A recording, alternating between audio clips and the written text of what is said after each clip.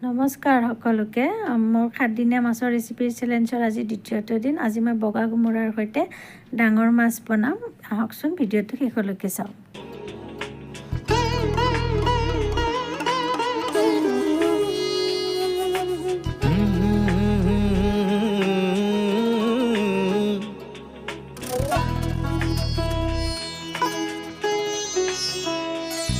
তুমি যেন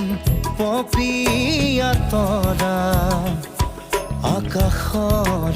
বুৱতী নৈ তুমি যেন আৱৰি ধৰা ভিতৰে বাহিৰে বৈ উশাহৰ